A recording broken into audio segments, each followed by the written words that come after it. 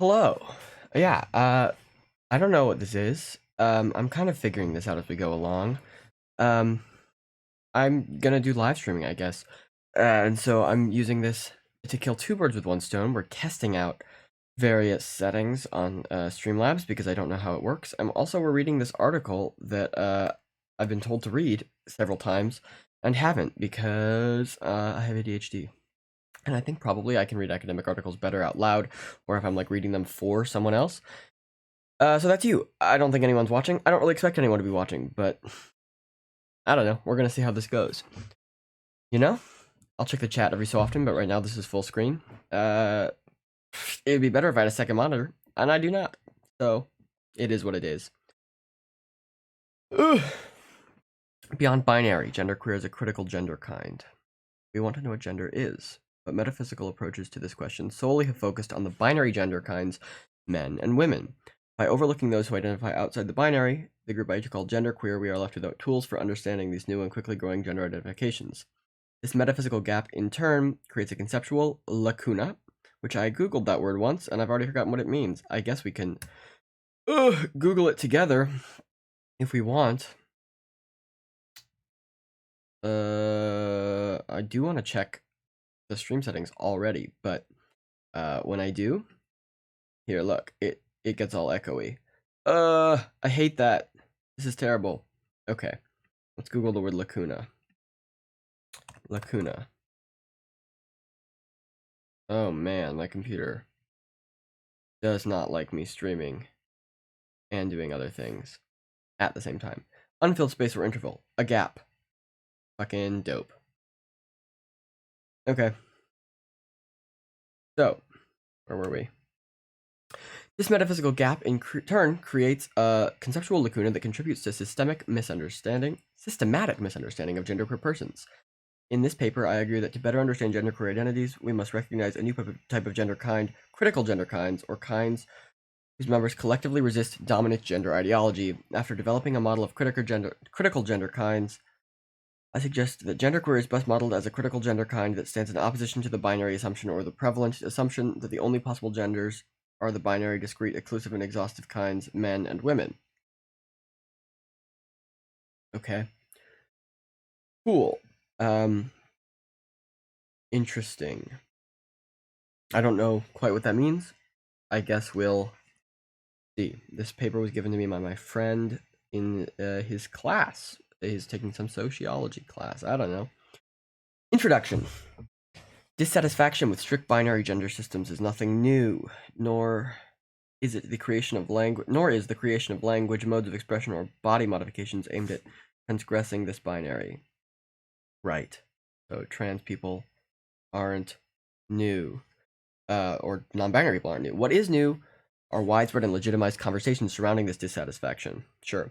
Just in the last 10 years, web searches for genderqueer and non-binary have grown by a magnitude of at least 10 times. Merriam-Webster's dictionary added both terms. The Associated Press stylebook embraces they as a single-gendered neutral pronoun. Fuck yeah.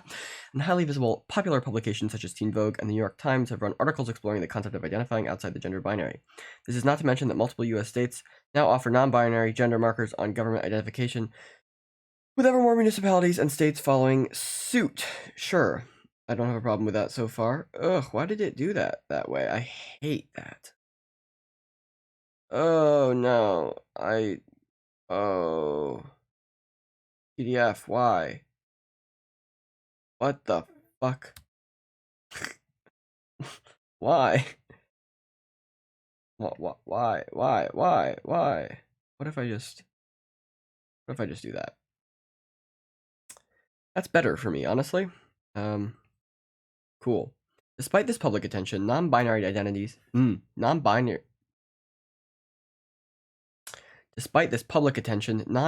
gender identities have been an afterthought within philosophy of gender, and especially metaphysical discussions of gender. The central phenomenon under consideration has been the binary genders, men and women. Yeah, I mean, I tend to think partly that's the fact that statistically, most people are cis, right? I don't have the data on that on hand, but I'm pretty sure trans people are like 2% of the population, which is not to say an insignificant number, but it makes sense that if 98% of the people are trans or are cis, 98% of the conversation. Maybe not. I don't know. I guess I should preface all of this with the fact that I identify as non-binary, because I get what I'm saying might sound bigoted otherwise.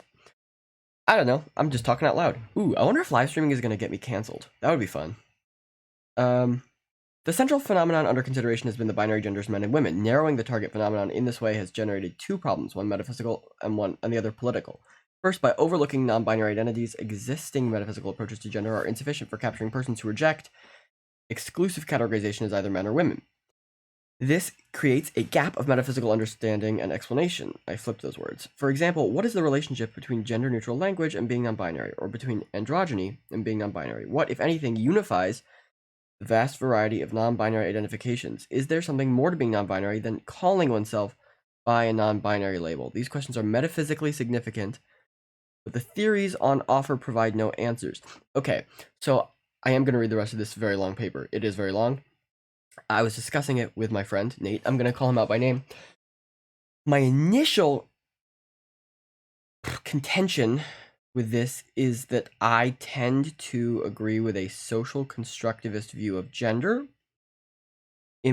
which would, in my mind, argue that there is nothing other than identity that defines any of the genders, non-binary or man or woman. Like, the only thing that defines a gender is an identity, and then the rest is just performative actions that we've associated with those genders, but they aren't intrinsic.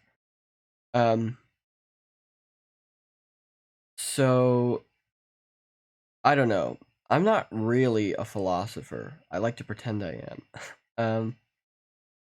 I guess we'll see.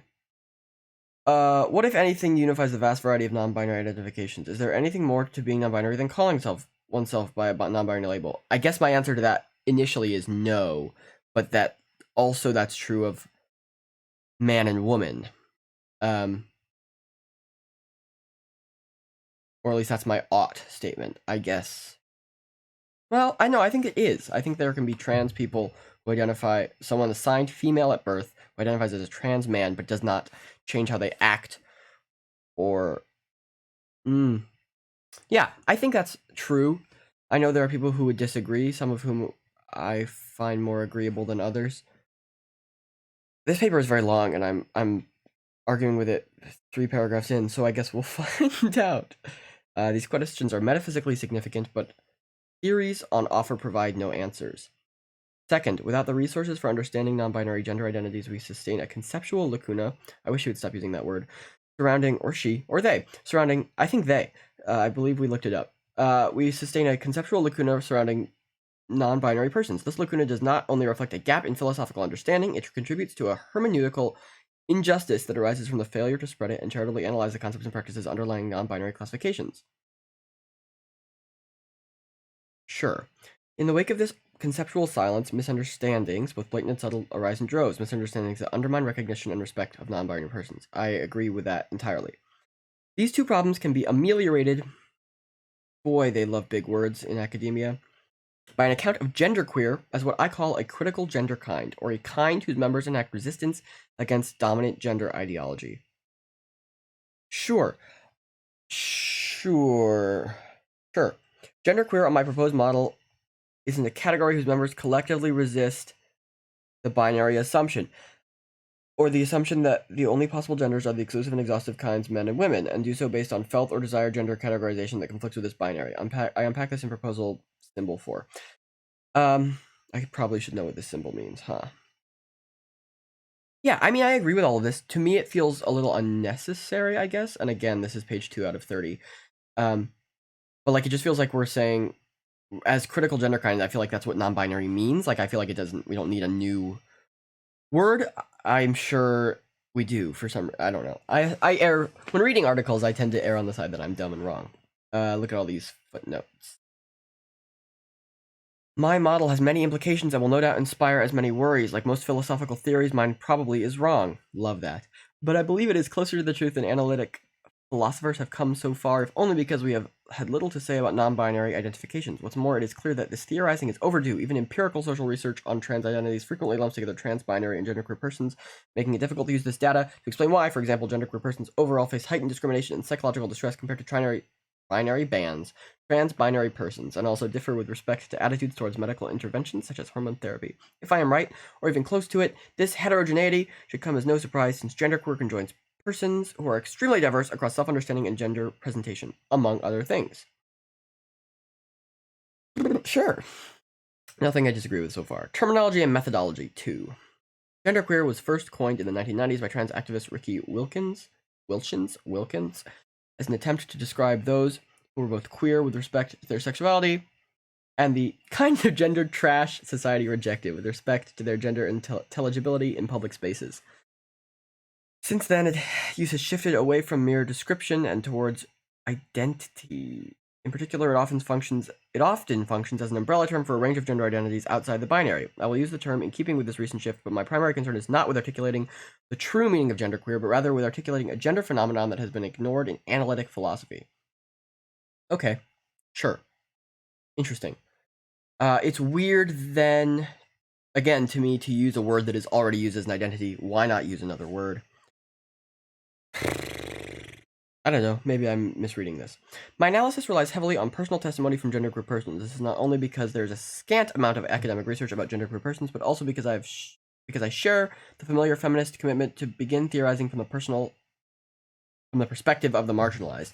That said, I distinguish between two kinds of testimony. The first concerns genderqueer individuals' intuitions, fuck me, about paradigm or uncontested examples of persons who do not identify exclusively as men or women. The second concerns these individuals' views about metaphysical questions concerning what, more generally, it means to be genderqueer. I rely on the first kind of testimony and not the second. Substantive metaphysical questions about genderqueer deserve careful analysis in just the same way that women and men have been given careful metaphysical analysis. In this, I follow Betcher, 2014. I don't know who that is. I trust them, though, in relying on first person authority over their own gender. So hold on, I kind of read those words out loud without comprehending them.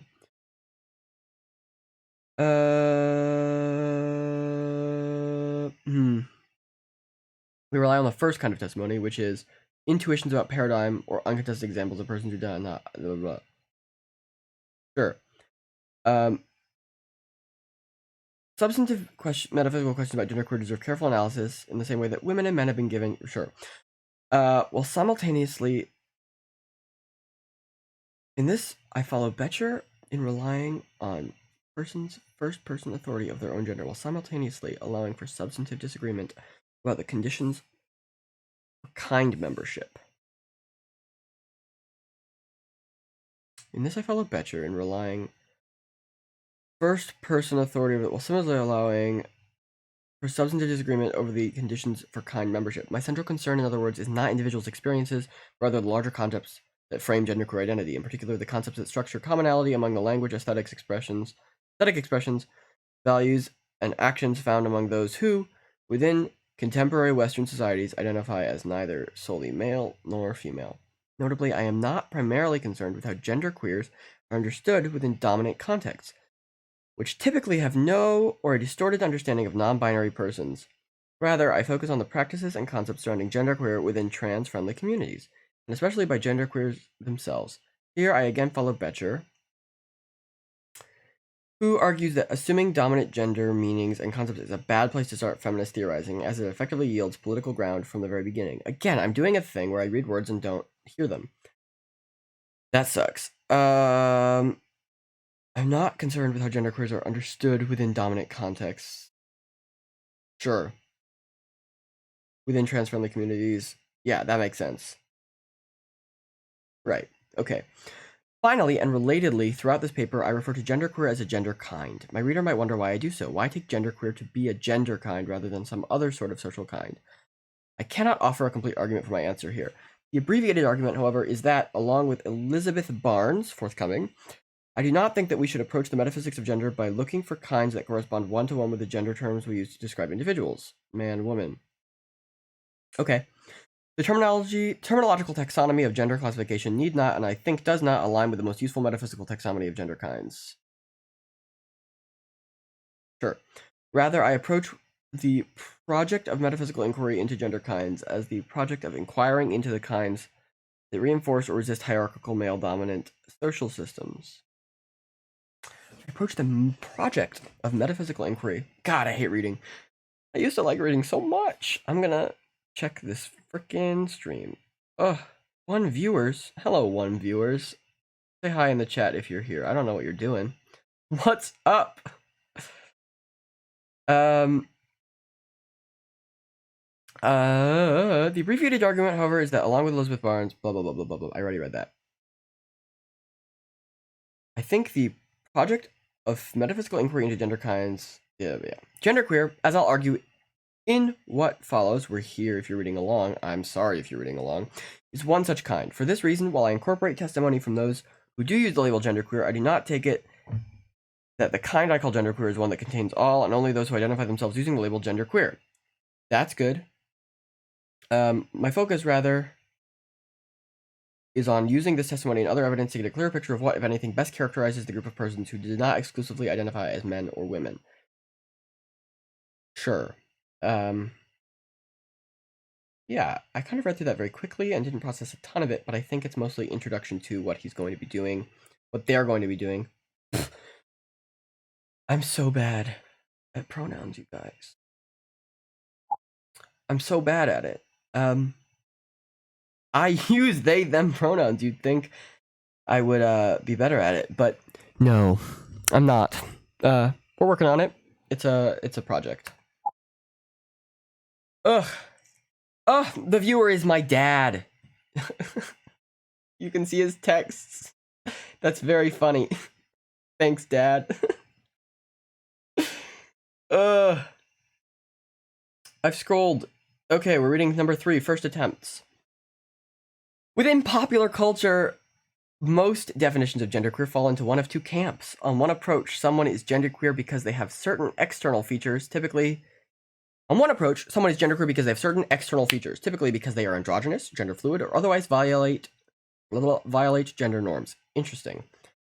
On another approach, someone is genderqueer because of a particular internal feature, namely self-identification, leaving open what exactly it might mean to identify outside the binary. I tend to agree with the second one. Eli.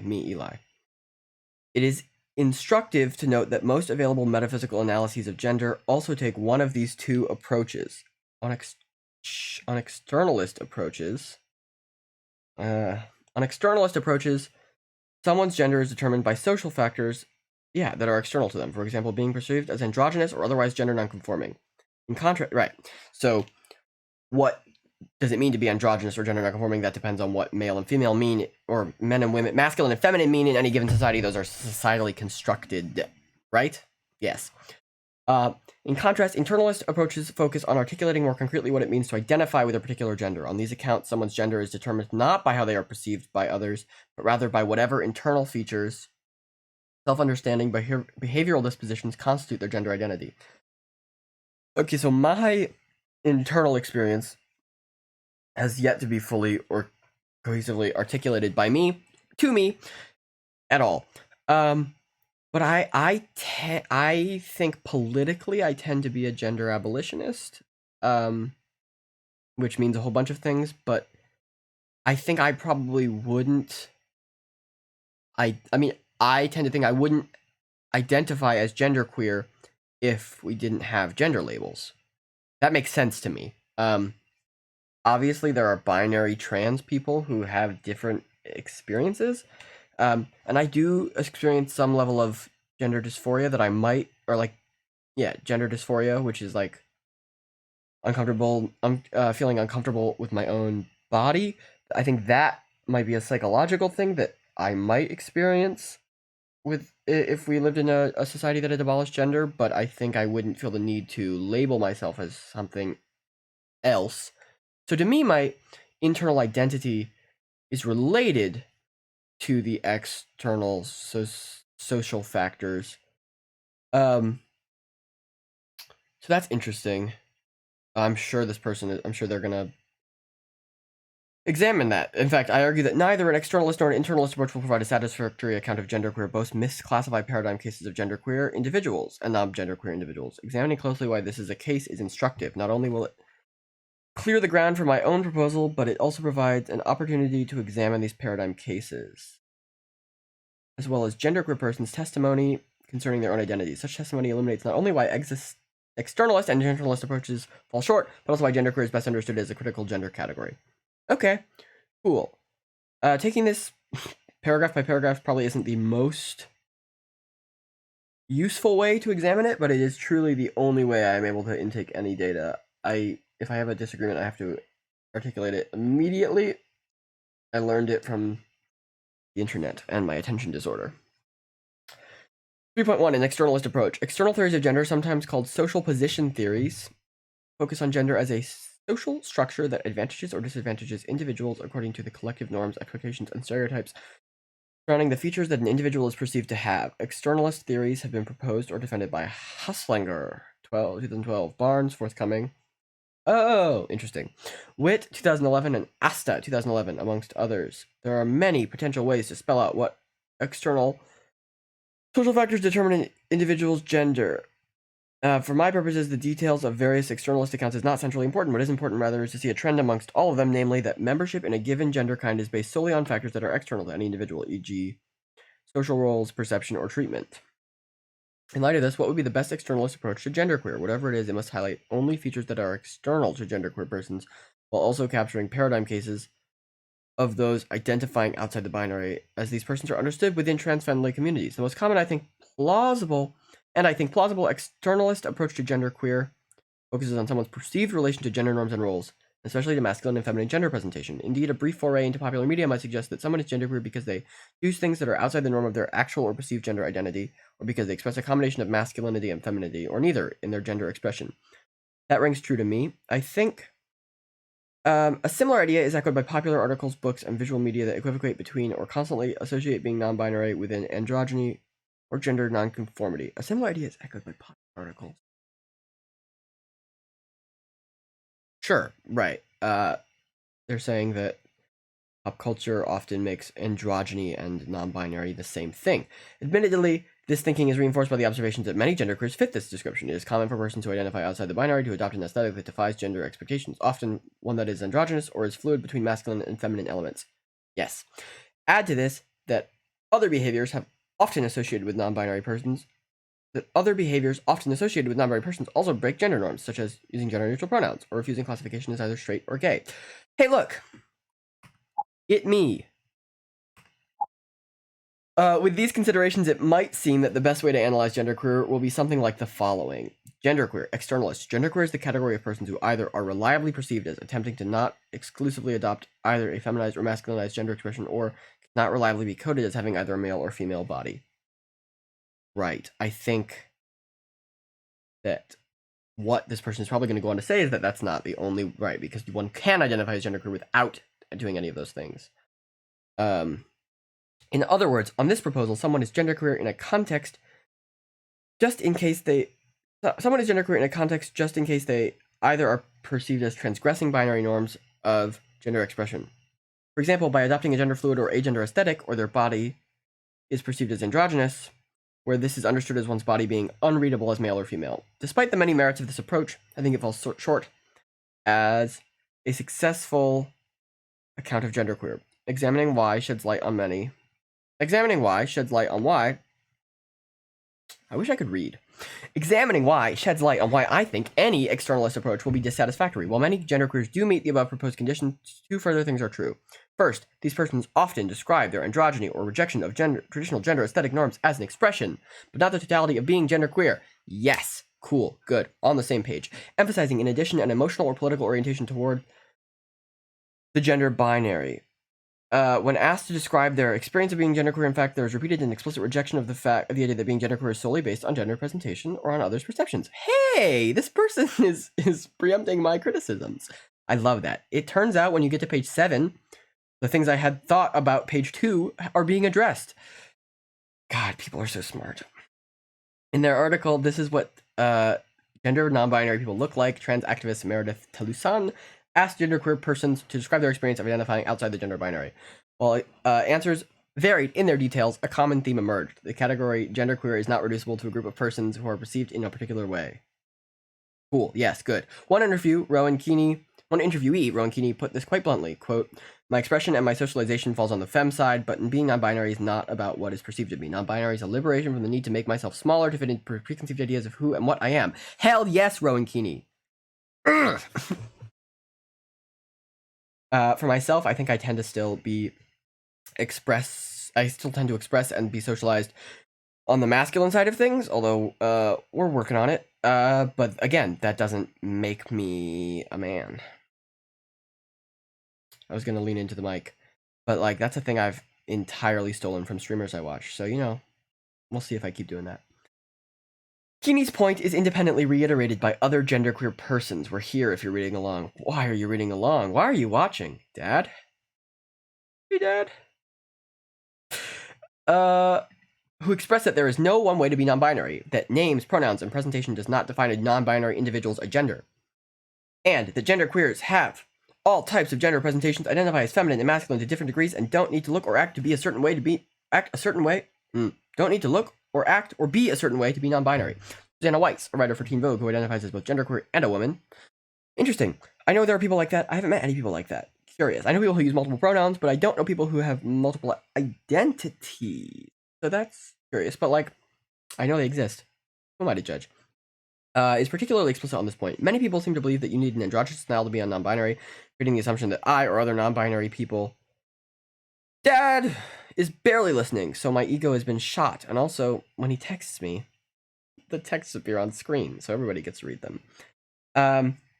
Many people seem to believe you need an androgynous style to be non-binary, creating the assumption that I or other non-binary people who wear women's clothes must be women. But you can't tell how someone identifies based on what they look like. That's true. These statements and many others suggest that genderqueer's extension reaches only to those who are perceived. The genderqueer's extension reaches only those who are perceived to fall outside binary roles or have an androgynous presentation. Complementing this point is a second observation, namely that the externalist approach would also be overextended. Many individuals who do not identify as and would not be considered genderqueer either defy binary gender roles or maintain androgyny. This is a great point, and it's a point that lots of people bring up when arguing. Dad says hi. Hi, everybody. There's just him watching though. So www.willyerman.com. Check him out. Where were we? Oh, right. Yeah, the idea that lots of people who are gendered, who are binarily gendered, are androgynous. It's like an argument you can use against TERFs and this idea that that trans people aren't real because gender is based on things for a reason. Like lots of butch lesbians are who dress like men, look like men, might even pass as men, are still women. Like, what is that? What am I saying? I don't really know what I'm saying. Butch lesbians, queens, cross-dressing men and women, trans men and women who do not blend as cisgender, and the variety of men and women whose bodies and presentations are androgynous, but are but a few examples of this. Lori Watson, examining shared experiences between gender non-conforming persons, trans and not, vividly captures this point. Why can't I scroll? Quote, "Trans women and I share an especially acute problem. We both want our gender to be seen as a way of being a woman who doesn't have to offer up her bona fides to the world anytime someone is confused, perplexed, or unsettled when they perceive our gender and sex as incongruous or ambiguous. In short, genderqueers do not have a monopoly on being perceived as violating gender roles, much less on androgyny. Plenty of non-genderqueer men and women share in this experience. While taking genderqueer as non-reducible to any particular social perception may seem initially odd, it comes into better focus when we take seriously that being genderqueer is not so much about rejecting femininity and masculinity. D-Ray, hey, let's Google what that means. D-Ray. Nope, not Dre.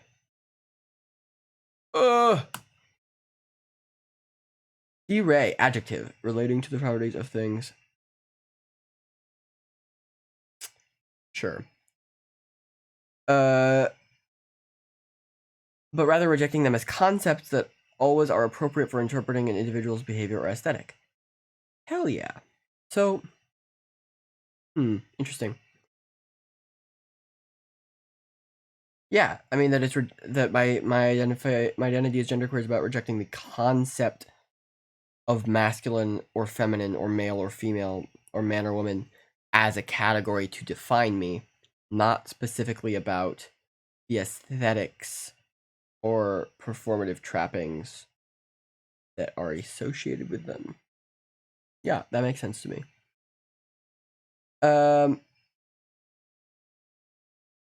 That is, according to genderqueer persons, being genderqueer need not be about refusing clothing, behaviors, speech, or roles that typically would be read as masculine, feminine, or any combination of the two.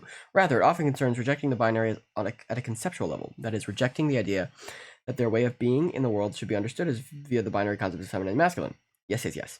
In an interview with the Washington Post, 18-year-old Kelsey Beckham, 18? Imagine. Was I identifying as non-binary at 18? Probably not.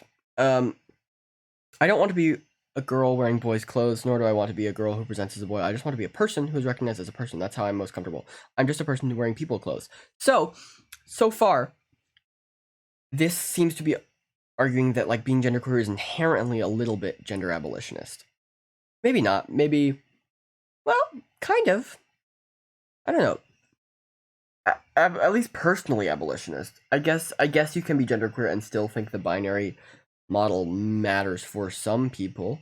And I know people who make that argument, like that it's possible binary categorizations actually do some good for some people, and so completely abolishing gender might actually be a net harm.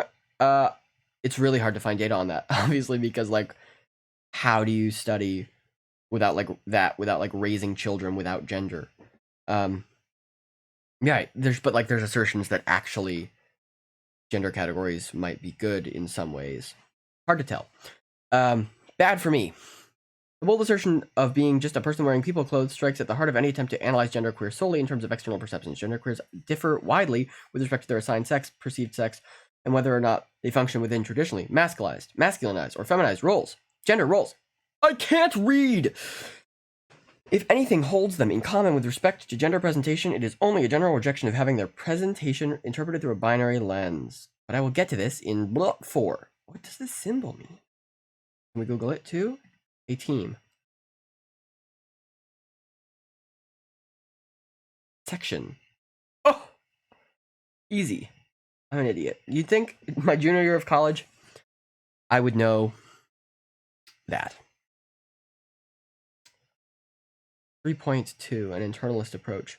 If looking only to external features will not provide an adequate analysis of genderqueer, what about looking to internal features? Perhaps an internalist approach, or an approach on which genderqueer is understood as a group of persons with particular psychological features has more promise. Ooh, that's dangerous. Is transgenderism still... I know gender dysphoria is considered a mental illness in the DSM-5. Is that the one we're on? 6? I don't know if being trans is still. That seems dangerous to me. To look for psychological features. In favor of this approach, it at least appears to align nicely with what is by far the most common popular definition of being genderqueer as identifying as genderqueer. Yes. If we assume identification is best understood as a wholly internal feature, i.e. a psychological state that an individual can be in without any external manifestations, then an internalist approach to genderqueer would be on the right track. I'll propose in section 4.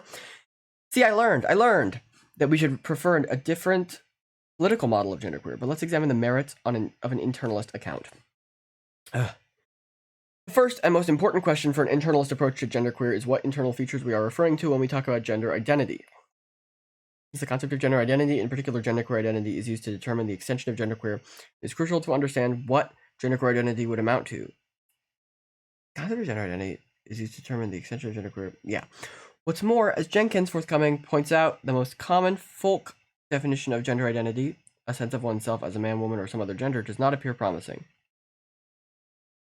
Many people who use the language of gender identity hold the view that gender terms such as man and woman ought to be understood in terms of gender identity. To be a woman is to identify as a woman, or to have a female gender identity.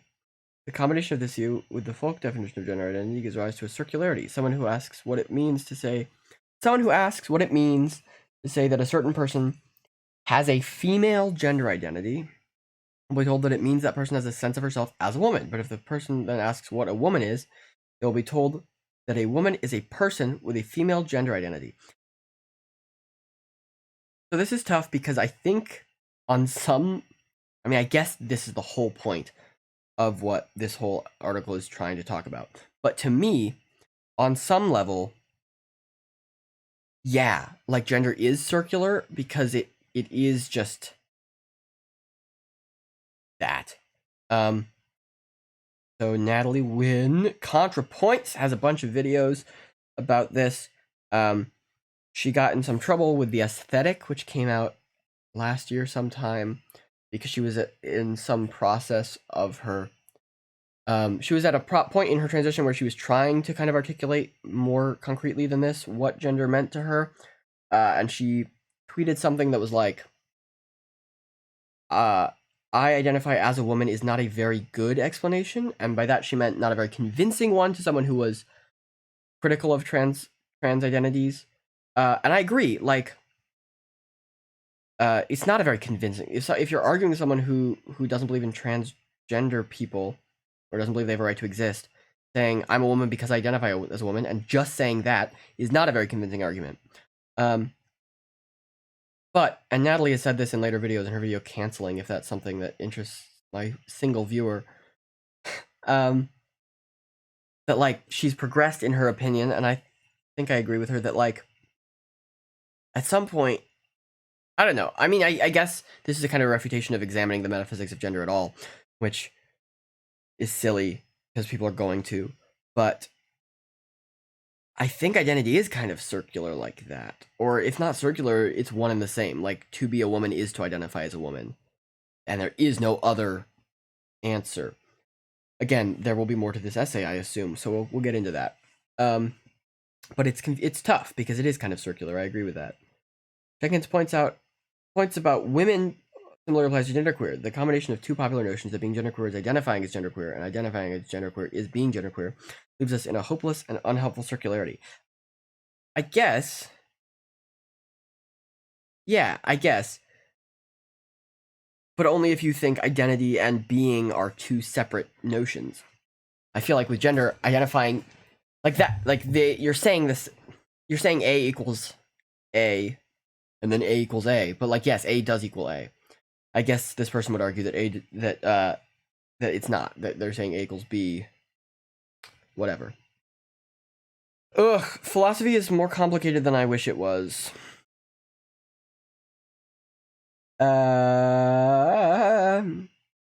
Whatever it means to identify as genderqueer, if indeed this is the basis for understanding the category genderqueer, must be something more substantive. Within analytic philosophy, a few internalist proposals have emerged with more substantive notions of gender identity. At first, this substantive internalism might seem to worryingly essentialize gender by pointing to a mysterious... Hold on, I didn't hear any of that. Within analytic philosophy, a few internalist proposals have emerged with a more substantive notion of gender identity. At first, this substantive internalism might seem to worryingly essentialize gender by pointing to a mysterious, innate sense of one's own gender that exists independently of external social factors. Why is that worrying? Why is that essentializing? But in fact, philosophical accounts of gender identity avoid this worry. Gender identity on these accounts is internal, but it is based on one's internal or subjective way of relating to society's gender norms. Okay. Structures and interpretive guides. On one approach, defended... Right, so this gets back to, like, the question, like, in a world where we abolish gender, would trans people still exist? And I think there would still be people who experience gender dysphoria, but we wouldn't maybe call them trans, because there wouldn't be gender labels or gender categories to feel disconnected from, right? There probably would be less trans people, because not all trans people have experienced dysphoria. But I don't know. In fact, philosophical accounts of gender identity avoid this worry. Gender identity is internal, but is based on one's internal or subjective way of relating to societal gender norm structures and interpretive guides. On one approach defended by one approach. That can't be right. Defended by Jennifer McKittrick. Someone's gender in a given context is determined by their behavioral dispositions, given how these behaviors, if manifested, would be socially interpreted. In a given context, Mitrick argues, someone who is disposed to behave in ways that others would take to be indicative of a woman has a woman's gender identity, and so is a woman in that context. Interesting. Like McKittrick, Jenkins' account of gender identity as an individual's relationship to external gender norms emphasizes like McKittrick, Jenkins' account of gender identity emphasizes an individual's relationship to external gender norms. Jenkins proposes a norm relevance account on which an individual's gender identity is determined by what gender-specific norms they experience as relevant to them. That is, for example, someone has a female gender identity and so is a woman. Hold on. How do I do that? I read whole paragraphs and just don't process it. School is very tough. Jenkins proposes a norm relevance account on which an individual's gender identity is determined by what gender-specific norms they experience as relevant to them. Sure. That is, for example, someone has a female gender identity and so is a woman on this account if they experience norms associated with women in their social context as relevant to them. That makes sense to me, I think. Moreover, norm relevance can take on a variety of forms. A female gender identity for one person may amount to feeling like others should refer to her with feminine pronouns and a certain name, whereas for someone else, it may amount to having the sense that her physical features ought to be a certain way, e.g., ought to include a vulva and not a penis. Right. Gender identities on both approaches have personal and social elements. They are personal insofar as they concern internal dispositions or senses of norm relevance, but social insofar as these dispositions or senses must relate to norms or behaviors that are externally socially associated with a certain gender group. Yes. Right. They're internal because they apply to how you feel, but obviously, like, woman is like a social group. Right. Both McKittrick and Jenkins' approaches should be applied to genderqueer identity. In fact, Jenkins explicitly proposes one such application. Someone is genderqueer if they do not consider the norms socially associated with men nor the norms socially associated with women to be relevant to them. To illustrate, Jenkins uses some of the example of a building. Someone is genderqueer if they do not associate norms socially. Right. Yes. To illustrate, use the example of a building that contains only men and women's toilets. Someone who is non-binary because they do not consider the norms governing social spaces for either men or women as relevant may have all toilets marked as uncomfortable places fraught with stress and danger. That was a quote. You can read it. We're reading it together. I'm going to open these texts. No, this notification is bothering me, but that seems risky. Oh! I figured it out. You can look at my face. God, I figured it out. Will Yerman says, gotta go, have fun, and don't be lonely. I'll try. Thank you for the chat, though, Father. Let's go back.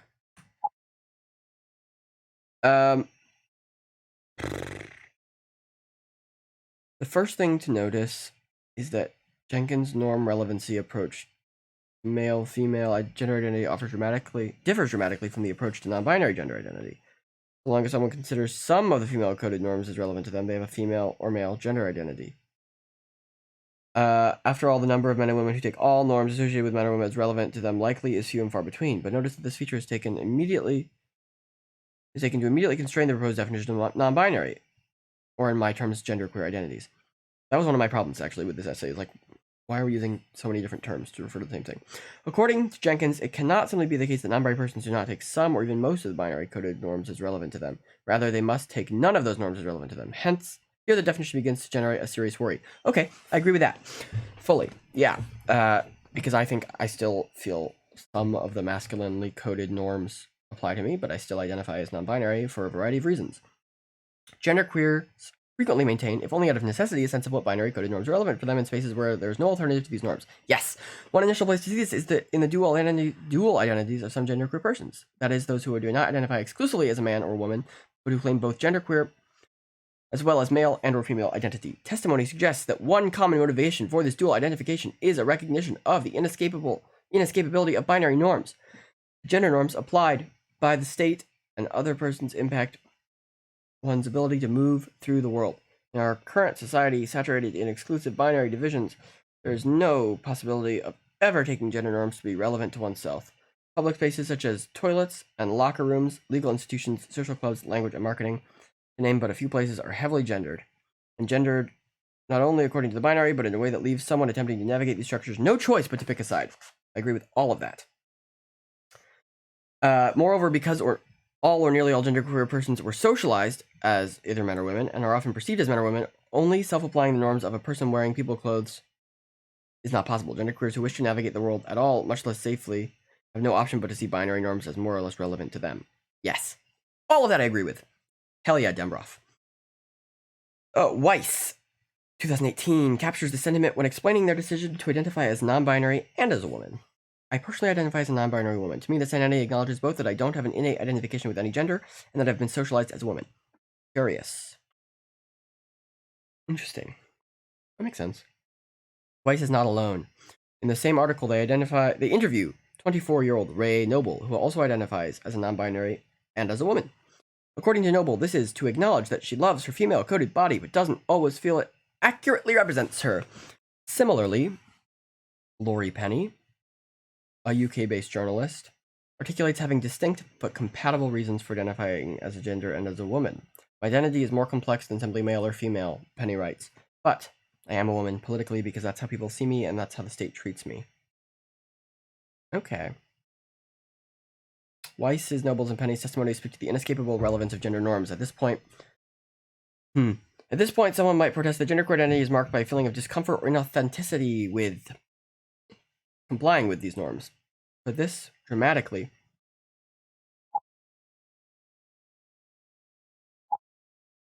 overgenerates. Many non-genderqueer men or women also feel discomfort or inauthenticity regarding to the gender norms that they are socially coerced to obey. Oh my god.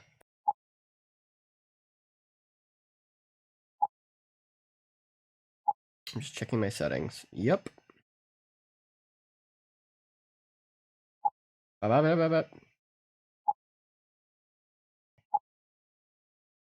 Ugh. Okay. I may have muted myself by accident. 0 viewers. Feels good, fam. It's okay. Ugh. What am I doing? This dramatically overgenerates many non-genderqueer men and women also feel discomfort and inauthenticity regarding the gender norms that they are socially coerced to obey. That is true. That's true. I think a lot of that is due to like patriarchal gender roles or gender roles in general. I guess I might argue that all gender roles are patriarchal. In addition to overgenerating, though, it also undergenerates. Love that duality. There's an additional reason why we should be skeptical of the idea that genderqueers do not take any gender norms to be relevant to themselves.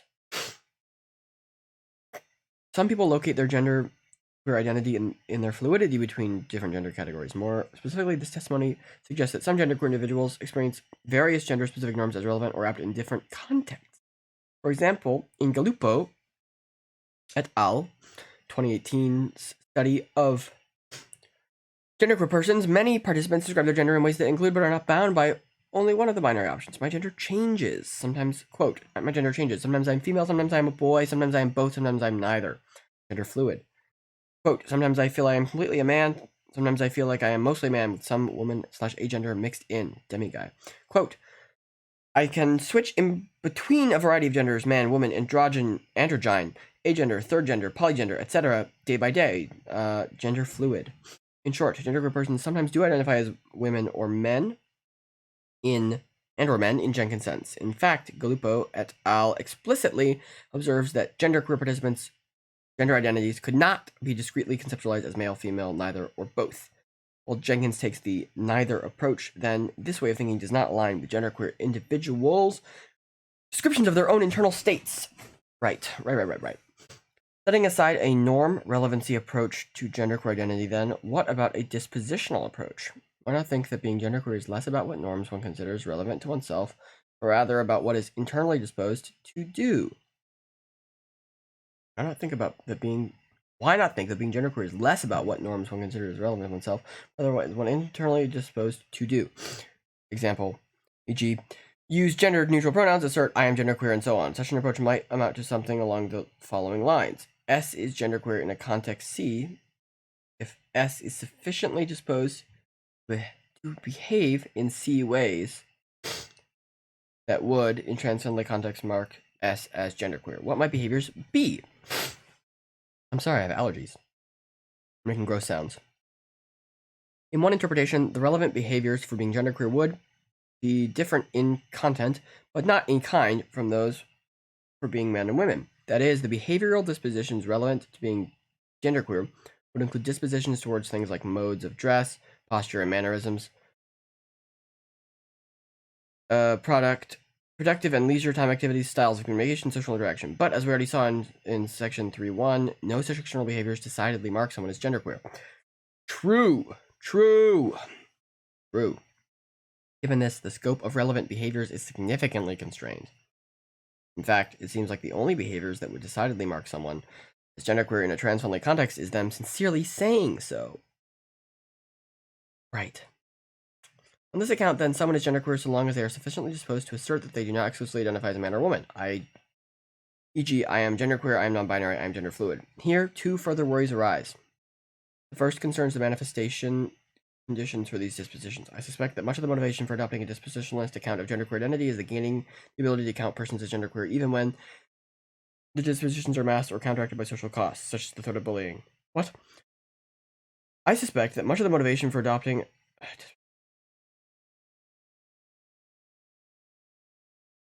Right.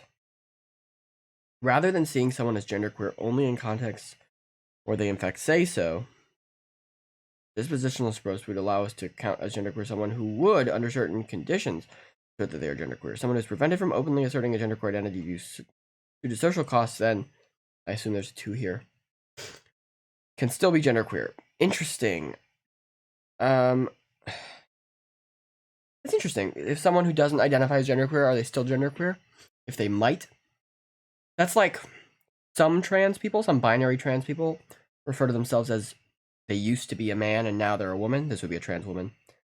And some people say they were always a woman and they just didn't realize it or whatever. So that account varies person to person, like drastically. I feel like it's a similar discussion, right? I could be wrong. Given this, the thought goes, we should privilege how that person would be were it less or not all socially costly, or not at all socially costly to be genderqueer. From here, we write the idea that someone is genderqueer just in case were the social cost sufficiently low, would they assert that they would, just in case they would assert that they would not identify exclusively as a man or woman. But what are these conditions? If they are ones where some social costs remain, then it would seem to prevent those with low risk tolerance from being genderqueer. Some people who might be willing to assert a genderqueer identity under no social cost might be unwilling to do so, even in the face of small or infrequent costs. So leaving any social cost in the manifestation of conditions means that only some people, but not others, can have a genderqueer identity. So I guess I'm taking issue with the idea that an identity means anything if you're not identifying as such. Right? Like, maybe we'll go into this, but I mean, I don't think it's inherently a bad take, but I'm disagreeing with it. It's not problematic, you might say, but it is maybe something my own experience doesn't resonate with. I feel like identity is something that is like an identity. I feel like maybe I'm wrong, but I feel like an identity means something that you have to consciously identify with. How are all my 0 viewers doing? Good?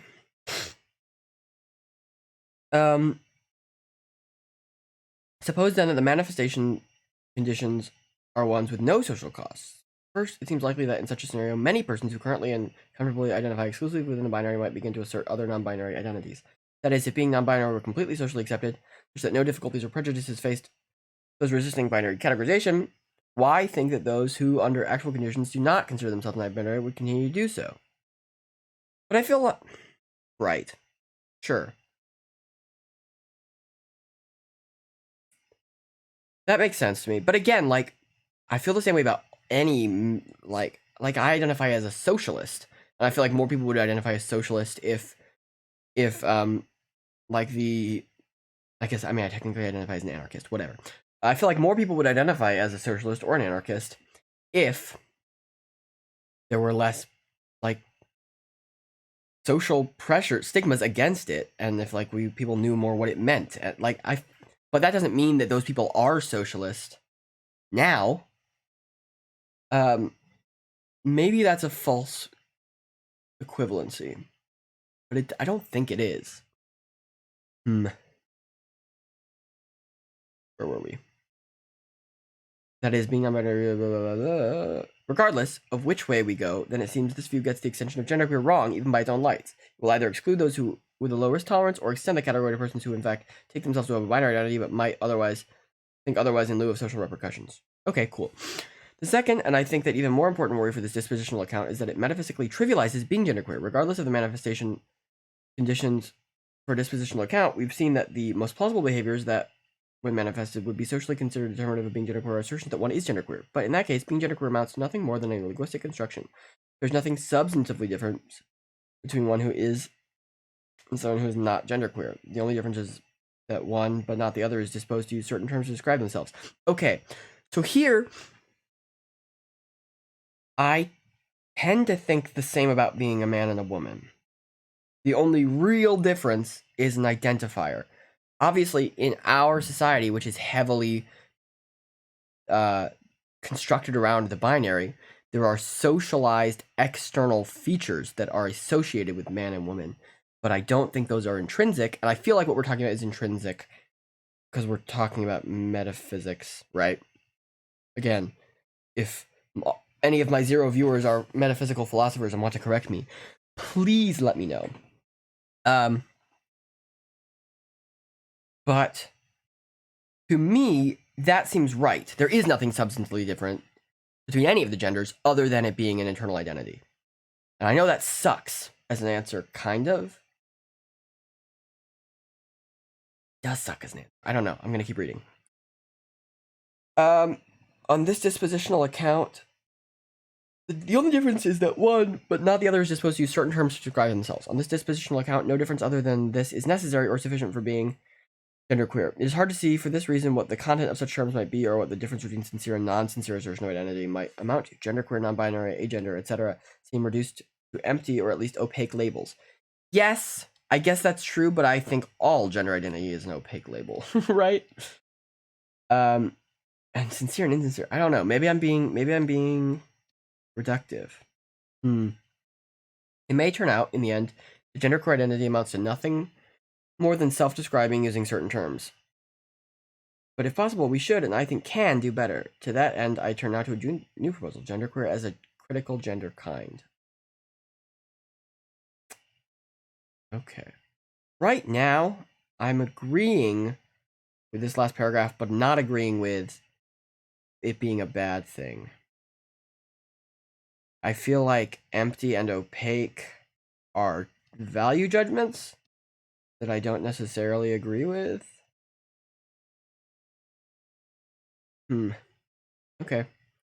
4. A new approach, critical gender kinds. What explains being genderqueer? Is asserting one's preferred gender label sufficient? Is it necessary? Is gender nonconformity or androgyny sufficient, if not necessary? These questions are complicated by the fact that, as we've seen, purely external factors are insufficient for understanding genderqueer, and appealing to instead of gender identity only pushes us to ask what might constitute a genderqueer identity. But what constitutes a binary gender identity? I don't know, other than I get. Well, it is tempting to think of this identity in terms of wholly internal features, such as a sense of norm relevance or disposition to assert an identity claim. We've seen why these approaches fall short.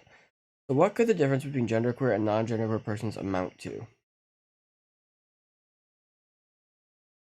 The solution I suggest lies in understanding the category of genderqueer not in terms of external or internal features, but rather in terms of political features. In particular, features that combine both external and internal components. Okay. I like it. It sounds nuanced. Nuance is typically good. I suggest that genderqueer is best understood as a category whose members collectively resist the assumption that men and women are discrete. exclusive and exhaustive gender categories, and where this resistance arises from the members' felt or desired gender categorization outside this exclusive gender binary, exhaustive binary. Genderqueer is best understood as a category whose members collectively resist the assumption that men and women are discrete, exclusive, and exhaustive gender categories. Okay, sounds right so far. Importantly, I do not assume that each member of genderqueer must or will successfully resist this assumption, or even do it in any way that is intelligible to others. For an individual to be genderqueer, on my view, only requires that they take part in such resistance. While I say more about this below, I will not try to give precise conditions for what this taking part requires. Cool, we're avoiding gatekeeping. Love that. In part, this is because I think there are no such precise conditions. Certainly, there are not contextually independent conditions. Primarily, though, this is because my central target for analysis is the kind genderqueer, and it is not the individual property being genderqueer. Although it is common to conflate these projects, indeed they are treated as one within existing externalist and internalist models of gender category, I think to do so is a mistake. Okay, maybe I'm not understanding that. The difference. It is well recognized that explanatory individualism, or the idea that the explanation for a social kind of phenomenon reduces to facts about individuals, or the idea that the explanation for is typically not an apt way to approach social ontology. I'm out of my depth. I'm always out of my depth. I hate this. Just as an analysis of Christianity would be different than an analysis of what it takes for an individual to be Christian, so too an analysis of genderqueer is distinct from, though of course intimately related to, an analysis of what it takes for an individual to be genderqueer. Okay, I sort of get that. That makes sense to me. To the extent that I am interested in individuals, this is in service of understanding how, as a collective, these individuals resist the gender binary. What is the best way to understand a gender kind of this sort? I propose that to do so, we must recognize a new type of gender kind, a critical gender kind. For any gender kind, X, okay, hold on. Critical gender kinds. For any gender kind X, X is a critical gender kind relative to a given society if X's members collectively resist the dominant gender ideology of that society. That makes sense to me. Note that this definition leaves open the motivation or cause for collective resistance to dominant gender ideology. Leaves open the motivation or cause. Yeah.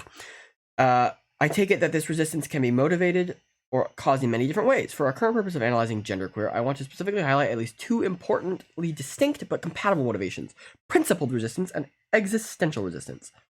We can understand these two as follows. Principled resistance to dominant gender ideology is resistance that stems from otherwise expresses individuals' social or political commitments regarding gendered norms, practices, and structures. Right. That makes, yeah, like, I don't believe politically that gender exists, but so I identify as genderqueer. Existential resistance is resistance that stems from an otherwise individual's felt or desired gender role. Right. Like, I know binary cis and trans people who are gender abolitionists. So I feel like the principled resistance to being genderqueer, for me, and probably for a lot, I mean, and this is anecdotal, but for a lot of the non-binary people I know, comes from a gender abolitionist standpoint. I feel like those are high, if not intrinsically related, highly correlative. Principal resistance is a common practice shared amongst a variety of activists, allies, and members of gender and sexual minority groups. For example, whenever someone speaks out against sexist, transphobic, or heteronormative practices and does so from the commitment to gender or sexual equality, this person enacts principled resistance to dominant gender ideology. Yes. Attending Take Back the Night or gay pride marches, voting for politicians to support trans rights, donating to organizations that advocate for women's reproductive rights, using gender-neutral pronouns, or having a gender-nonconforming aesthetic are just a few examples of resistant behaviors that are open to everyone. Many engage in these behaviors not only because of their own felt or desired gender role or position, but also because they have values and beliefs that commit them to resist dominant gender norms, practices, and structures. Right, so you can have this principle of resistance and still be non-genderqueer. These persons are, in my view, jointly engaged in principled resistance to dominant gender ideology. More can and should be said about principled resistance, but because my account of genderqueer relies on the notion of existential resistance, I describe the phenomenon of principled resistance primarily for the purpose of contrast, unlike its sibling. How long is this fucking article? 31, but a lot of these are citations, right? 25. Okay, we're over halfway there. Unlike its sibling, existential resistance stems from one's felt or desired place within gender roles or categories. Typically, a role or categorization that is deviant given the practices, norms, and structures that arise from and sustain dominant gender ideology. To more sharply distinguish between these modes of existence, resistance. Give me a sec. Unlike its sibling, existential resistance stems from one's felt or desired place within gender roles or categories. Typically, a role or categorization that is deviant given the practices, norms, and structures that arise from and sustain dominant gender ideology. Reading out loud makes it hard for my brain to think, but it does force me to read it and read all the words and not skip around. To more sharply distinguish between these modes of resistance, suppose you meet two persons who use the gender-neutral pronouns they, them. One does not consider themselves non-binary in any sense, but uses these pronouns because they're committed to making English more hospitable for non-binary persons. I respect that position. I would also find it very obnoxious as a queer person, because it would confuse me, and I would be like, "Oh, a fellow queer," and then they would not be queer, and that's upsetting. It's like when straight people call their significant others their partner. It's like, you can use that word, I guess, but it's confusing for me, and that's hard.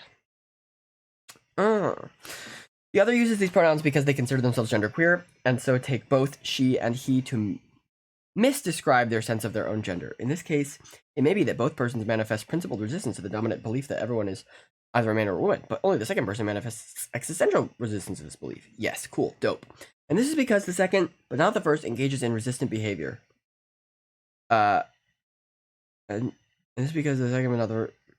Here, the use of gender-neutral pronouns due to their felt or desired categorization. Here, the use of gender-neutral pronouns due to their felt or desired categorization outside the gender binary. In line with this example, I propose that the key mark of existential resistance is the source of the resistance, namely, subjectively felt or desired gender role or categorization. Isn't that identity? I don't understand. The distinction between principled and existential resistance helps us articulate the difference between allies and members of gender kinds, such as genderqueer and trans. While both resist dominant gender ideologies, members of these kinds resist, at least in part, because they perceive / feel themselves to have or desire to have a gender categorization that deviates from dominant, expectations and assumptions. That is, who they take or desire themselves to be. I don't understand how that's different from an identity. I suppose it's not, really. Is incompatible with or otherwise does not conform to the categorization imposed on them by dominant gender ideology. Yeah, okay, sure. I'm following still. Sorry, I was checking my face and making sure the sound levels were still good. I had a fear suddenly that I was muted for the last 20 minutes. I wish I had a second monitor. It would help a lot. The distinctions between principled and exit. Where was I? That is who they take. Importantly, though, this is not a purely internalistic notion of genderqueer. An internal relationship to gender categories is only one piece of the characterization. Collective resistance by those who experience this relationship is also required. Moreover, by including desired alongside felt, I hope to capture a broader range of phenomenological states with respect to gender categorization than those emphasized by Jenkins and McKittrick. This desire could be based on political or perhaps religious motivations in addition to an internal sense of gender authenticity, relevance, belonging, or dysphoria. Be clear, critical gender kinds are not the only gender kinds whose members stand in political relationships to dominant gender ideology. All gender kinds are political, and all persons stand in a relationship, both principled and existential to gender ideology. When these reactions affirm dominant ideology, we can describe those who manifest them as belonging to non-critical gender kinds. Non-critical gender kinds. For any gender kind X is a non-critical gender kind given relative to a given society if X's members collectively reinforce the dominant gender ideology in that society. That makes sense to me. As above, we can divide reinforcement into both principled and existential modes. Someone who considers themselves a man and on this basis enacts a hegemonic masculinity relational to his class, race, etc., manifests as existential reinforcement of the dominant assumption that men ought to behave in stereotypically masculine ways. In contrast, someone who considers themselves a woman but uses slurs to describe gay or effeminate men, and just on the basis of beliefs on how men ought to behave. You see my face when I read uses slurs? I got sad. Manifest principled reinforcements of this dominant assumption. Sure. Be clear. A single individual can belong to both critical and non-critical gender kinds.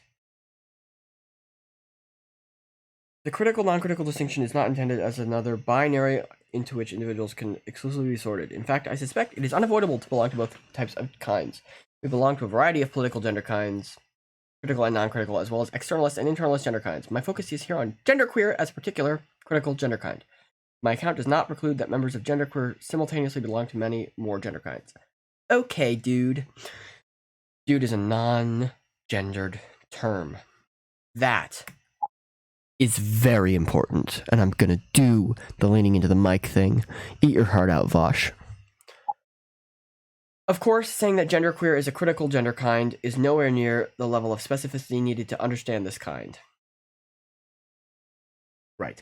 Even once we narrow our scope to so-called Western societies, we find there are many critical gender kinds. They can be identified to various degrees of specificity relative to how fine-grained one describes an aspect of the dominant gender ideology. To draw this out and further motivate thinking of genderqueer as a critical gender kind, let's consider the gender ideology that dominates Western societies. Broadly speaking, a vast number of social groups resist this ideology. To name but a name: trans men, trans women, abortion rights activists, butch dykes. Am I allowed to say that word? Trans queens. No, drag queens, genderqueers, stay-at-home dads, female powerlifters, tomboys, polyamorous persons. Interesting. And so on. I'm not sure I agree that polyamory is queer. I know lots of people do think that. I'm not saying it's not. I'm saying I haven't done enough reading. Please don't cancel me. That is, in both principled and existential ways, multiple groups resist normative gendered social expectations regarding their bodies, presentations, gender roles, and other ways of being. Okay, so I guess this isn't saying polyamory is queer, it's saying it's critical of gendered expectations, which I guess is fair in some ways. I feel like you could be polyamorous and still adhere to patriarchal gender norms, especially if you identify as a man, because like promiscuity is treated differently depending on your gender role. I don't know, that's not really what I'm thinking about right now. One way of thinking about critical gender kinds, then, all of these various and sundry groups might be classified together within one kind: Western gender defiers. Western gender defiers is a. I'm sorry, I saw parentheses and laughed at the anti-Semites in the world. Is a critical gender kind whose members collectively resist dominant gender ideology in Western societies. In at least two ways, this definition is not particularly illuminating. First, how might one go about deciding who does or does not count as a gender defier without a more detailed analysis of what composes the dominant gender ideology in question? Second, with respect to genderqueer, if genderqueers make up but one piece of gender defiers, this does not illuminate what is unique to genderqueer. It seems that in order to give an analysis of genderqueer, we need a better idea, I hit my knee on the desk, of what aspect of dominant gender ideology genderqueers resist, as well as how they do so. All in all, more details are needed. To this end, I propose a more, but still not very fine-grained, tripartite picture of Western dominant gender ideology. Ooh, look, a triangle! On this picture, the ideology can be thought of as having three distinct but interconnected and mutually reinforced axes. Three distinct but interconnected axes. The genital assumption, the binary assumption, and the social assumption. While no one of these axes can be fully understood apart from the others, for the sake of analysis, we can somewhat artificially take each individually. And here's the triangle: the binary assumption, the genital assumption, the social assumption. The genital assumption: someone's gender is determined by their natal external genitalia. Boring. The binary assumption: the only possible genders are binary, discrete, exclusive, and exhaustive kinds are men and women. Boring. The social assumption: Someone's gender determines what their hierarchical social role ought to be. More specifically, males ought to have masculine roles, females ought to have feminine roles, and feminine roles are inferior to masculine roles. Boring. Beta. I'm just stealing other people's bits. What are you gonna do about it?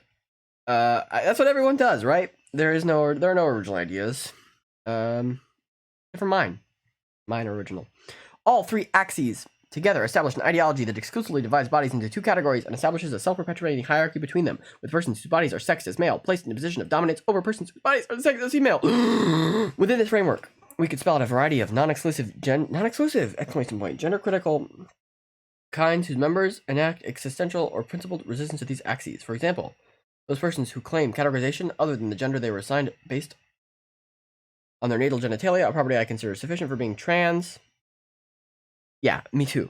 Manifests existential resistance to the general assumption. Similarly, anyone who considers themselves a butch lesbian defying social expectations with respect to their gender presentation and sexuality manifests existential resistance to their social assumption. I propose that genderqueer is best understood as a critical gender kind whose members collectively resist the binary assumption.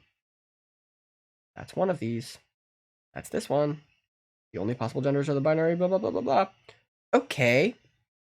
More specifically, I propose that its members manifest existential resistance against the assumption that they must belong to one of two discrete, exhaustive, and exclusive gender kinds, men/women. That is, binary kinds that do not overlap, discrete, and account for all persons, exhaustive, and such that one person cannot belong to both kinds, exclusive. Moreover, these members do so on the basis of felt or desired gender categorization that is ontologically incompatible.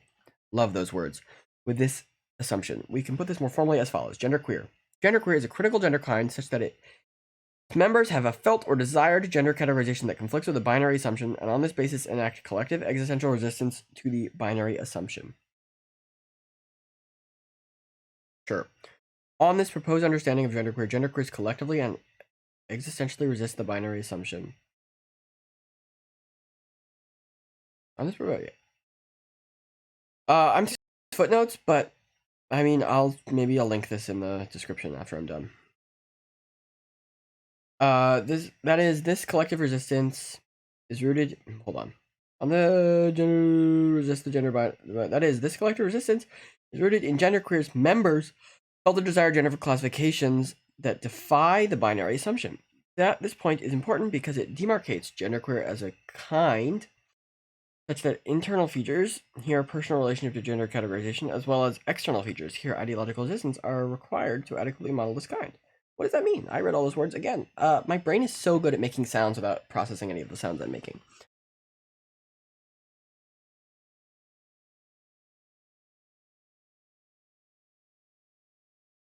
This dualistic feature, okay.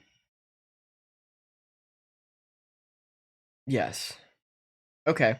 Yeah. So you need to have a personal relationship to gender categorization and an ideological resistance to the concept of gender. Right. That actually makes a lot of sense. Because internal features, personal relationship to gender categorization feels like the identity thing. Maybe, I don't know. Whatever. Maybe identity is just the word we're using for this whole idea. Maybe I'm dumb. Maybe I'm very stupid. That's always a possibility. Always a possibility. Are you worried you might be stupid? Call the number at the bottom of the screen today for a free checkup. Bring a mask.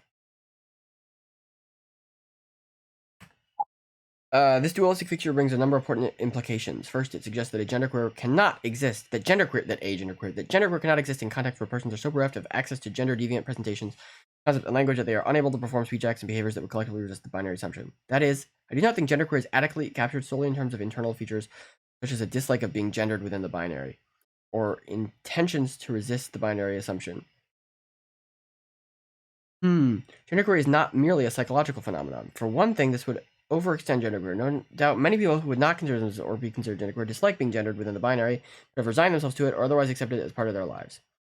Curious. Interesting. I wonder how... I feel like we're stating that as an assumption. I wonder how many people dislike being gendered but have just accepted that. I would guess probably less than this person, than Dembroff says. In my experience, it seems to me that cis people typically don't have a huge problem with the way they're gendered. You might have a problem with the way your gender is treated or the associations that come along with your gender. Obviously, plenty of women are not thrilled with the roles that our society places femininity into. But I tend to think that if you have an internal dislike of being gendered within the binary, that makes you not cis, and therefore perhaps genderqueer. But I digress. For another, this would remove the force of queer within genderqueer. If being genderqueer were simply in the head, a world functioning smoothly according to the binary assumption with no material challenges to this binary could very well be a world full of genderqueers. Interesting. This to me seems like a reductio. Who proofreads these? Who proofreads my speech? Resistance to gender binary systems require more than thought and affect. This point aligns with genderqueer's description of being non-binary as a way of rejecting such binary systems that lead to harmful stereotypes and depression and breaking down what it means to be a gendered person in the world. Neither resistance nor binary nor breaking down others' assumptions occur merely within the head. Interesting.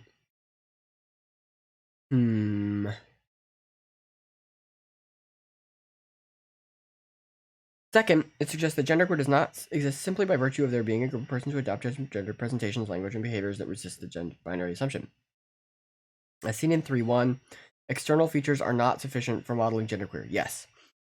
Androgyny, use of gender-neutral pronouns, and so on, features that are not irrelevant in genderqueers and also are shared by many persons who identify within the binary. These features may well function to resist the binary assumption even when manifested by binary identified persons, but for this reason, resistance alone is not sufficient to understand genderqueer. Lastly, perhaps most importantly, this dualistic analysis leaves space for variations across the mental states accompanying felt or desired gender categorization outside the binary, as well as the modes of resistance taken by genderqueer persons. The construct of binary gender kinds, men/women, as well as the latitude individuals have within them and how individuals are socialized into them vary dramatically across intersections with other social identities such as race, class, and disability. For this reason, my model intentionally leaves open that within the group of genderqueer persons, one can, and I suspect will, find a vast range of concepts about and attitudes toward these binary kinds, as well as strategies for resisting binary categorization.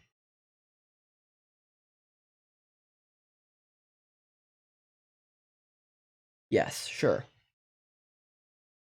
What is central to genderqueer, I suggest, is found at the intersection of external and internal features. In particular, it is collective existential resistance, the practices and structures that arise from and reinforce the binary assumption. This resistance is multiply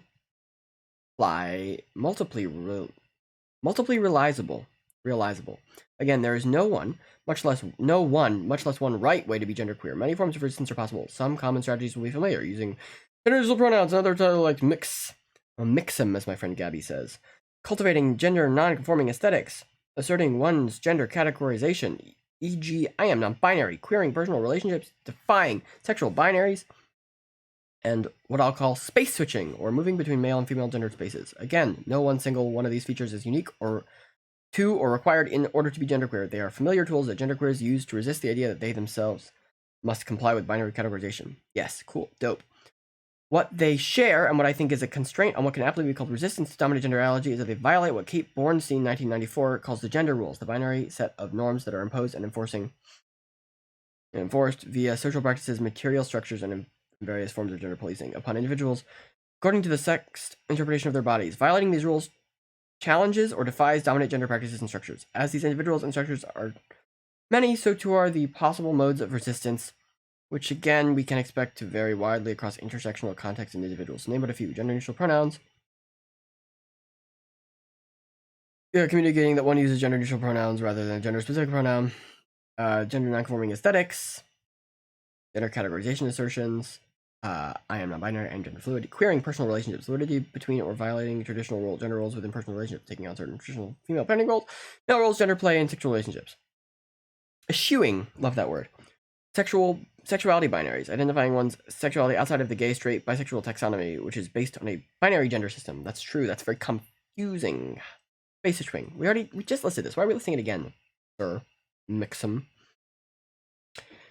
This list is by no means exhaustive of the many ways in which genderqueer people resist captivity within the gender binary. My purpose is not to provide an exhaustive list of the ways to be genderqueer, but rather to illustrate the dappled and diverse nature of genderqueer resistance. While some of these modes of resistance, e.g., assertion, will be more easily interpreted by others as resisting the binary assumption, others, gender nonconformity, admit more ambiguity. Moreover, genderqueers will not use the same or perhaps any of these enactments at all times or spaces.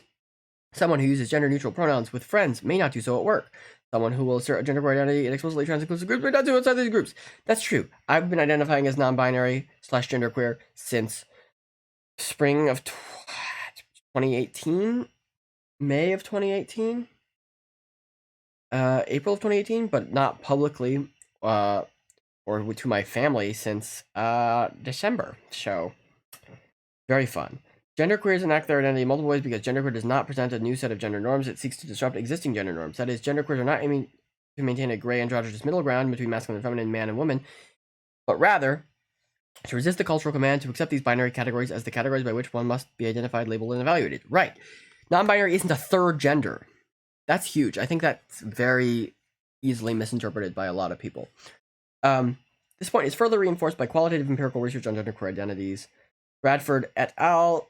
Notes that while models of gender typically expect gender to be stable and predictable, having the agency to make decisions regarding one's body and identity may be an integral component of genderqueer identity development.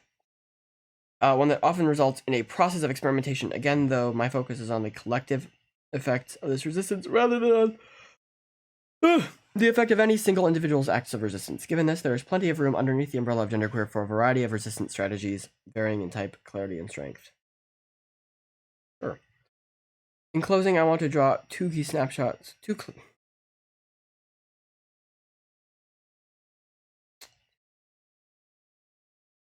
clear upshot. Two key. I'm going to kill myself. I'm not going to. I promise I won't.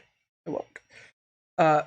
In closing, I want to draw out two key upshots of the proposed view. First, the category of genderqueer is socially located because genderqueer on my proposal essentially involves existential resistance to the binary assumption as understood within Western gender ideology. Because genderqueer on my proposal essentially involves existential resistance to the binary assumption as understood within Western gender ideology, it is largely constrained to contexts where Western gender ideology is dominant. This is because resistance, I take it, connotes a minimum at minimum a defiant reaction. However, this is not to ignore a closely related kind, one whose members challenge via resistance or not the binary assumption. Such a category would unify genderqueer with a variety of genders beyond male and female recognized in other societies, such as Indonesia's Waria, hope I'm pronouncing that right, Native American Two-Spirit, and Samoan, oh no, Afafin? No, I should not even attempted that. Whatever that word is, the Samoan identity. In this, we have the tools for finding important similarities and points of solidarity between critical gender kinds, not gender critical, that's a whole different thing. TERFs are not welcome on this stream. Get the fuck out of here. Critical gender kinds in a given context with gender kinds across other contexts. We also thereby have a framework for interpreting common claims to the tune of non-binary persons that will exist everywhere. If we interpret non-binary in such a claim as anyone whose social existence challenges the binary, if we assumption that we can look at it to any time or society to identify such persons, right? Alternatively, if we interpret it as concerning existential resistance to the binary assumption, then our search will be constrained to context where this assumption is dominant, pointing to important differences between genderqueer, as here defined, and categories such as Waria or Waria. Second, insofar as I have described genderqueer in terms of collective resistance to the binary assumption, one might worry that being genderqueer to my proposal requires an individual must, to some extent, in some context, resist the binary assumption. No doubt, some will find this result unpalatable for reasons discussed in 3.2. I've already forgotten what 3.2 is. Oh, do we scroll back? I guess. Oh,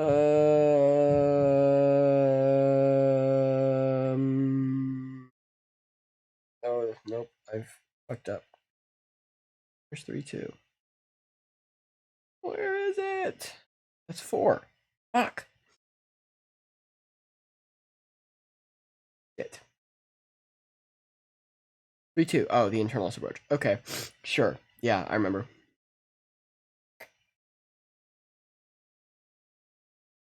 Many people prefer to think of being genderqueer as something that can be wholly internal, such as that would be entirely closeted and remain genderqueer. This internalized approach is reified by common narratives of discovering or realizing that one is genderqueer as opposing to choosing to be or becoming genderqueer. At the same time, I find these narratives are counterbalanced by other also common narratives, such as I finally get to be who I want to be, or I try to get to a place where I can safely be myself. One might worry that my account precludes those in hostile environments with heavy costs of defying gender rules from being genderqueer.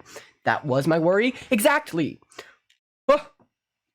In response, I want to again emphasize that my project primarily concerns the category genderqueer and not the individual property of being genderqueer. It may well be that while the category essentially concerns political resistance, external resistance is not required for each and every member of this category. Consider, for analogy, the category LA Dodgers fans. Presumably, this category is only properly understood as a social phenomenon, a collective of people that support the Dodgers by attending games, buying merchandise, and so on.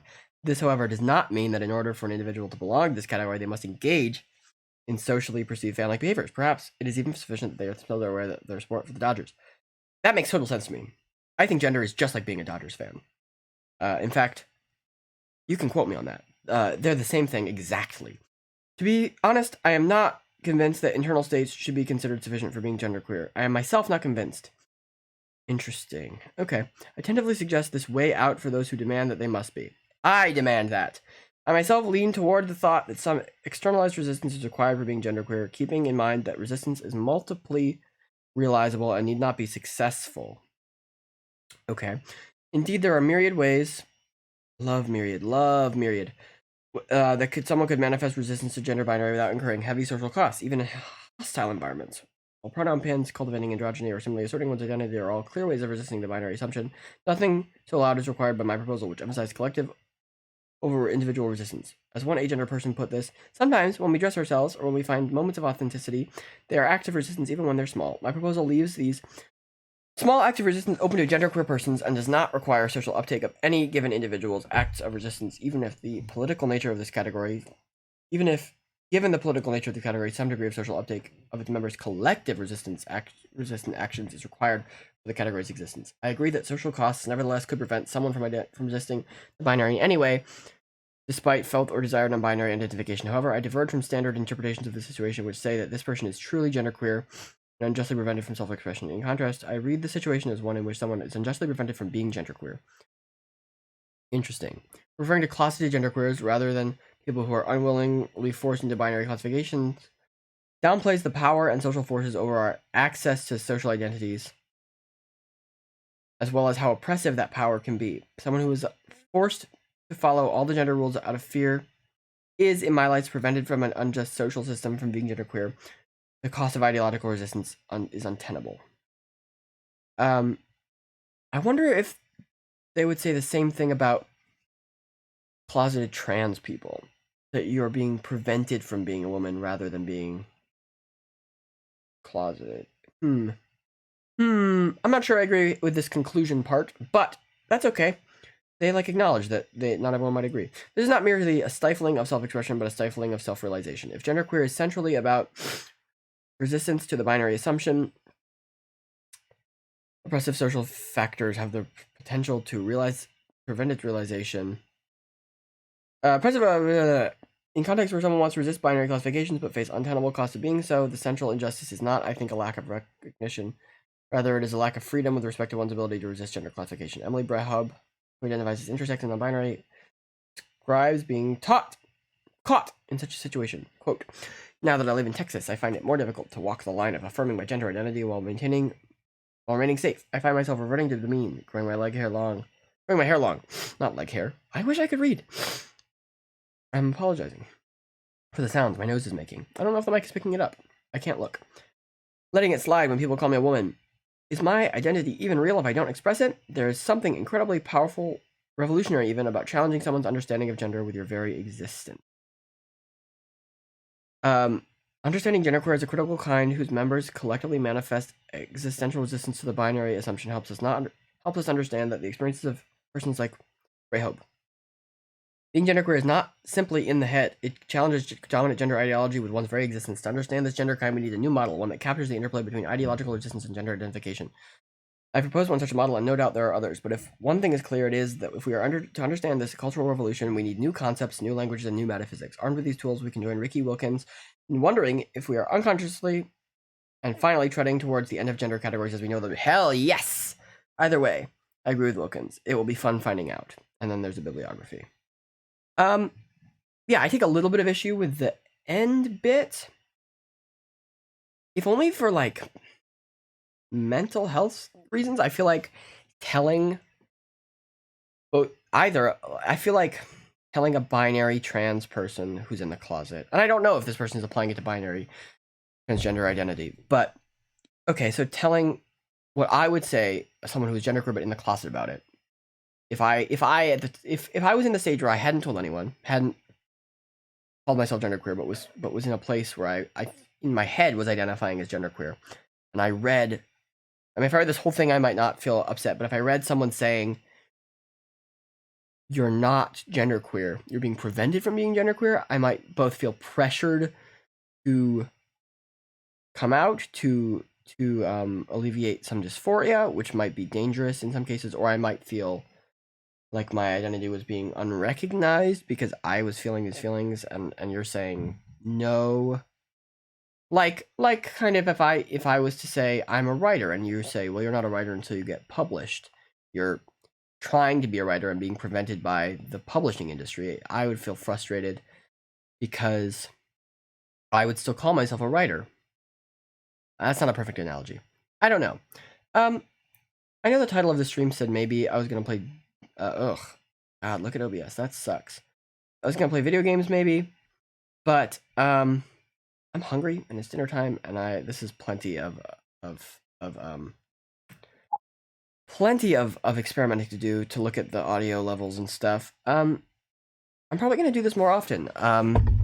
If I find it's useful, maybe I'll do it every time I have to read something for class.